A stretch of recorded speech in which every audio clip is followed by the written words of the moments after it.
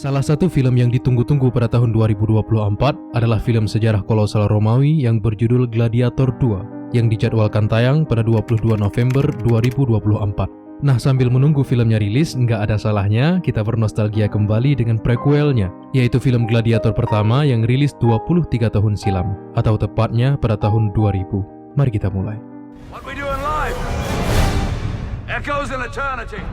1843 tahun yang lalu, atau tepatnya pada tahun 180 Masehi, seorang jenderal Hispano-Romawi bernama Maximus Decimus Meridius berhasil memimpin pasukan Romawi meraih kemenangan melawan suku-suku Jerman di dekat Vindobona di Limes Germanicus.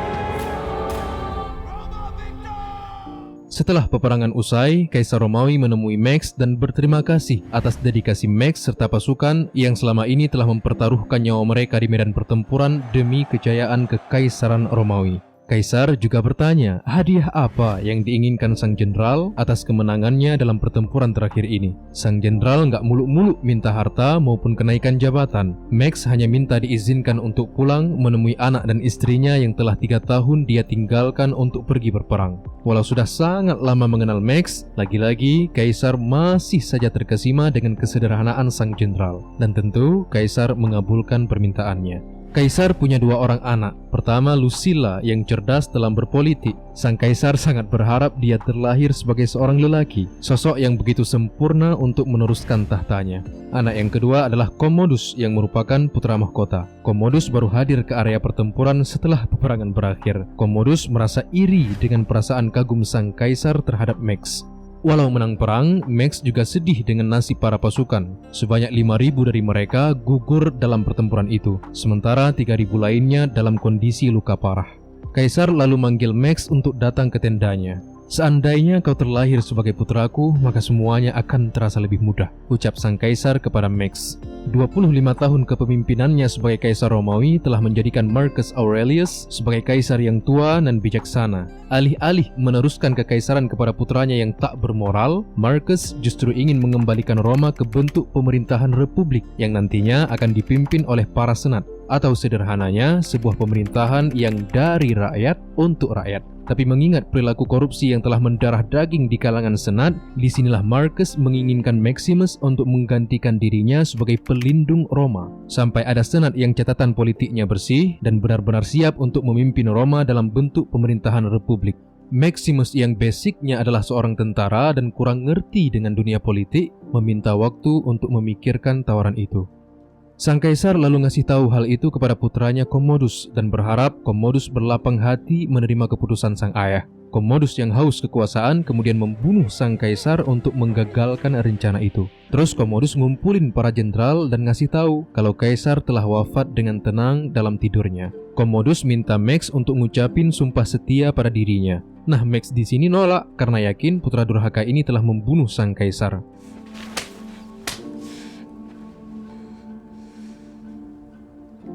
Sayangnya, Jenderal Quintus mengkhianati Max, padahal sahabatnya sendiri, dan memilih bersekutu dengan Commodus. Max dijatuhi hukuman mati atas tuduhan pengkhianatan terhadap Commodus, sang kaisar baru. Max sebenarnya tabah menerima nasibnya, tapi pas tahu kalau anak dan istrinya juga akan dieksekusi, Max memberontak dan membunuh semua algojo yang ditugaskan untuk mengeksekusinya.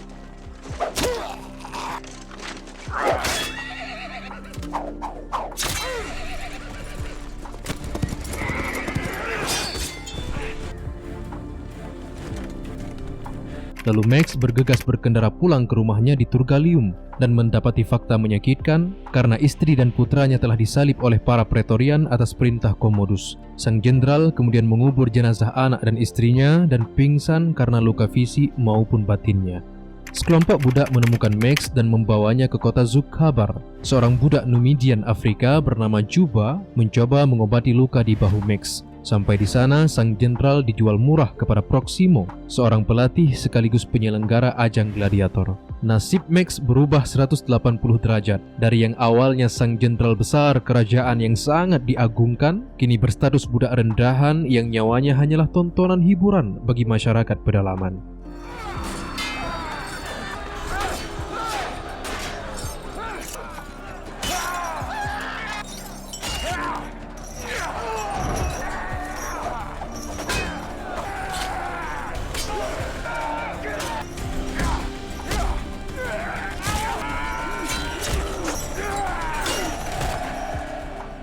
Hari demi hari lukanya berangsur sembuh, serta kenangan akan anak dan istrinya bertransformasi menjadi sebuah tekad. Ya, ambisi untuk bangkit balas dendam terhadap sang kaisar. Tapi untuk mencapai tujuannya, Max harus terlebih dahulu mendapatkan kebebasannya dengan cara keluar sebagai pemenang di arena pertarungan. Skill yang telah terasah selama peperangan sangat membantu Max memenangkan pertarungan demi pertarungan, hingga Max lagi-lagi mendapatkan popularitas di kalangan penduduk setempat.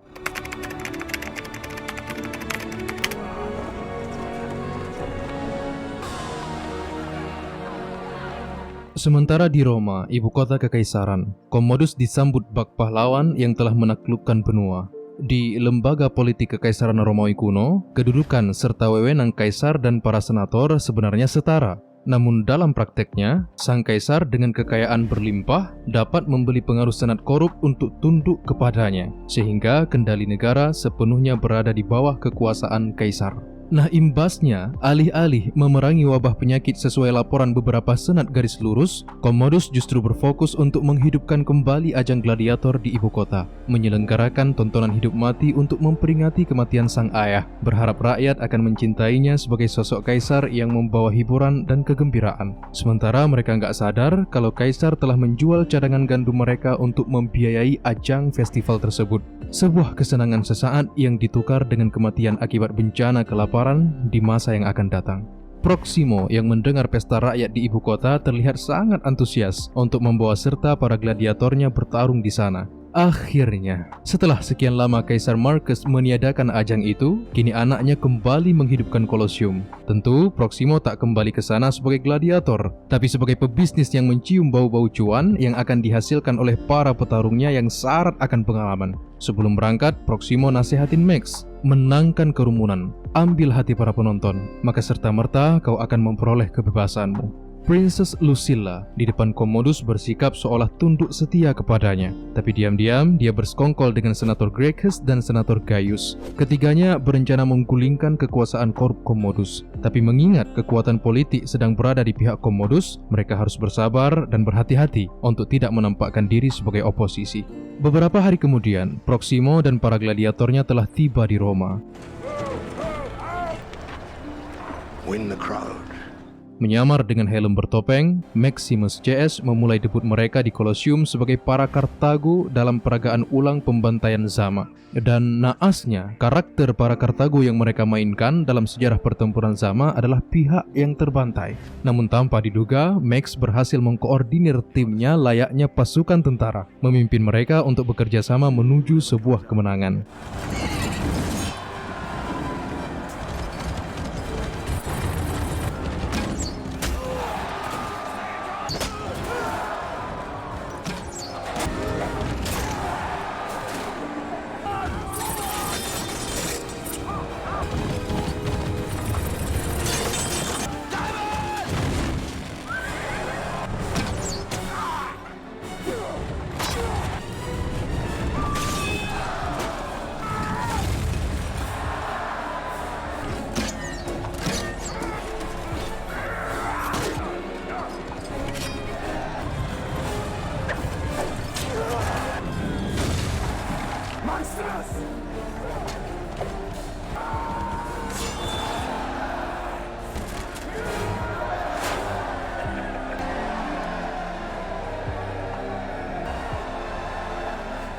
Dengan dilindungi para Praetorian, Commodus turun ke arena untuk mengucapkan selamat kepada para pemenang. Sang kaisar minta pemimpin gladiator ini untuk mengungkapkan identitasnya. Karena terpaksa, Max ngebuka helmnya dan langsung ngancam sang kaisar bahwa suatu hari Max akan membunuhnya. Commodus murka tapi nggak bisa berbuat banyak karena penonton bersorak meminta para gladiator sang penghibur mereka untuk dibiarkan hidup.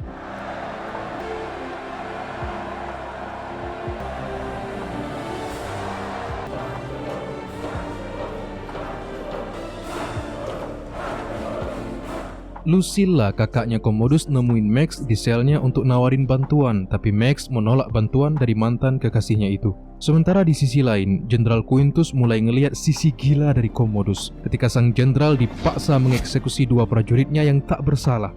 Di sini, kesetiaan Quintus pada sang kaisar mulai goyah.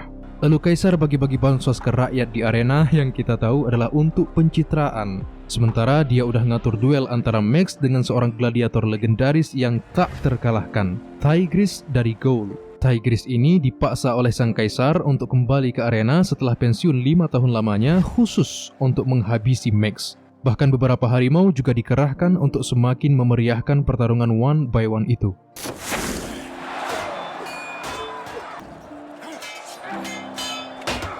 Secara fisik, Tigris lebih perkasa dari Max, tapi Max unggul dari segi teknik.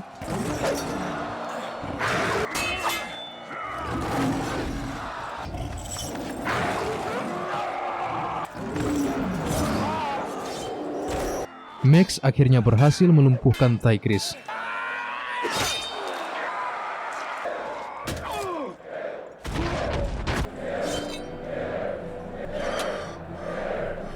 Dengan kecewa, kaisar memerintahkan eksekusi karena tradisi duel gladiator adalah tidak ada yang keluar dari arena hidup-hidup. Tapi Max di sini mengampuni nyawa lawannya hingga penonton menjulukinya sebagai Maximus the Merciful, Maximus sang pengampun. Duel Max barusan juga disaksikan oleh seorang pria muda bernama Cicero yang dulunya adalah bawahan Max ketika di tentara. Max minta Cicero untuk ngasih tahu para tentara kalau jenderal mereka masih hidup. Keesokan harinya, Cicero nemuin Max dan bilang kalau mantan pasukan Max siap untuk berperang dan menunggu apa-apa dari sang jenderal. Melalui Lucilla, Max akhirnya bersedia bertemu dengan Senator Gracchus, senator garis lurus yang pro rakyat, untuk membuat kesepakatan. Max minta dibebasin dari status budak dan diseludupkan keluar dari kota Roma. Sebagai gantinya, Max akan kembali dengan 5.000 pasukannya untuk menggulingkan kekuasaan korup Commodus. Di sisi lain, Commodus bersama Senator Falco sudah mulai mencium ada yang gak beres dengan para senat. Karena para senator tampak kalem, gak lagi lantang menentang keputusan kontroversialnya. Commodus menjadi semakin paranoid. Dia menginstruksikan penasihatnya Falco untuk mengikuti gerak-gerik setiap senator. Hingga akhirnya Commodus memberi perintah penangkapan terhadap Senator Gracchus. Dan tanpa sengaja, putra Lucilla yang bernama Lucius dengan polosnya mengisyaratkan konspirasi penggulingan tahta Commodus. Lalu Commodus ngancam Lucilla untuk tunduk padanya dengan ngejadiin Lucius sebagai sandera. Sang kaisar kemudian menyuruh para Praetorian untuk menyerbu barak para gladiator. Proximo dan anak buahnya termasuk Hagen mengorbankan diri mereka agar Max bisa melarikan diri. We wait here for you, Maximus. Strength and honor.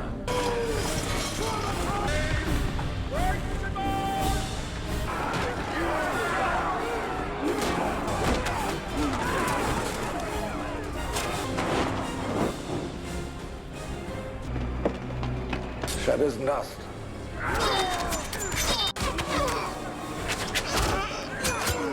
Sialnya, Max ditangkap saat pertemuannya dengan Cicero, sementara Cicero langsung dibunuh oleh para Praetorian.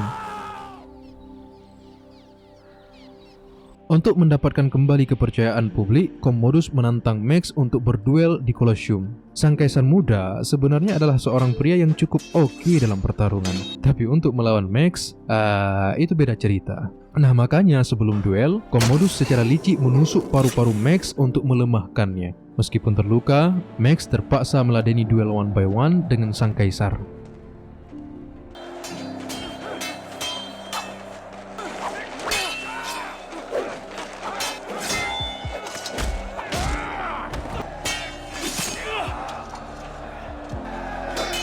Commodus sempat ngelukain Max sebelum akhirnya Max berhasil melucuti pedang Commodus. Lalu sang kaisar minta senjata kedua, tapi Jenderal Quintus yang udah terpanggil nuraninya menolak untuk menerima perintah yang gak fair. Commodus lalu ngeluarin sepucuk belati tersembunyi yang akhirnya dimanfaatin Max untuk menusukkan belati itu ke leher Commodus.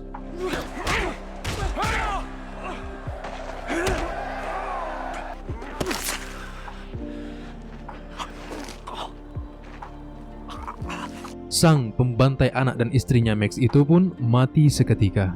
Di detik-detik terakhir, Max minta Quintus untuk melaksanakan reformasi politik, membebaskan para gladiator dari status perbudakan, dan mengangkat Senator Gracchus sebagai pemimpin Romawi dalam bentuk pemerintahan republik, sebagaimana keinginan terakhir dari Kaisar Marcus Aurelius. Sang jenderal kemudian menghembuskan nafas terakhirnya sambil membayangkan bertemu kembali dengan istrinya dan putranya di akhirat.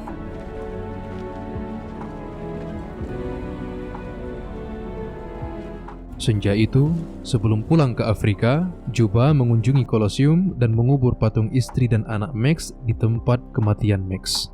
Dan film pun selesai.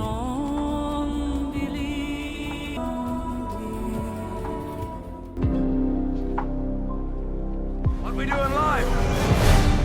Echoes in eternity.